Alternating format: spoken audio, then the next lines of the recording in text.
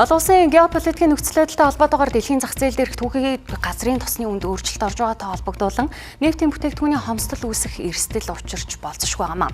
Иймээс нефтийн бүтээгдэхүүний хангалт болон нөөцтэй холбоотой асуудлыг маргааш засгийн газрын хурлаар шийдвэрлэхээр төлөвлөжээ.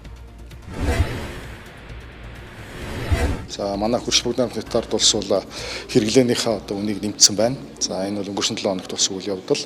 За манай тухайд бол би манай яамны зүгээс сайдын албан даалгавар бүх импортлагч компаниуд руугаа бол өгсөн өнөөдөр. За ингээд байгаа бүх саваа дүүргэх. За энэ ирж байгаа тодорхой бус байдал байгаа даа шүү дээ. Яг одоогийн байдлаар энэ Америк нэгдсэн улсын цэргийн хүчин энэ Иранд цохилт өгсөнтэй холбоотойгоор Иран улс Хормузын хоолой гэж үндсэндээ энэ нийт тээврийн 25% орчим явдаг энэ хоолойг хаах шийдвэр гаргасан. Тэгэхдээ үндэсний аюулгүй байдлын зөвлөлийн шийдвэр гараагүй байна.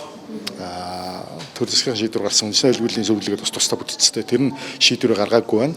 За ер нь бол дэлхийд даяараа нефтийн үн өсгөнө гэдэг юм хүлээлттэй болцсон байна. Манай яамны зүгээс бол тэгээ манай өссөн байгаа. Манай яамны зүгээс бол бид ажлын хэсэг гаргаад бэлэн байдал хангаад за аж ахуйн нэгжүүдтэйгээ уулзаад ингээд бэлтэж байна. За энэ 7 хоногийн засгийн газрын хуралдаанаар нефт бүтээгдэхүүний хангалт болон нөөцтэй холбоотой асуудлыг оруулж засгийн газрын шийдвэр гаргуулахаар бэлтэж байна. Салбарын яамны хувьд. Ийм л мэдээлэл байна. Импортлагч компаниуд бол бүгдээрээ сая Оросын холбооны улсад болсон энергийн зөвлөгөөн гэж тэр зөвлөгөөнд эдийн засгийн чуулганыхаа хүрээнд бол уулзалт хийж чад өнөө өглөө эрцгээсэн байна лээ. Өчигдөр орой эрцгээсэн байлаа. Би өнөөдөр газрын даргаалуулж уулзаад мэдээлэл авсан байж байгаа. Өнөө маргааш уулзчихна.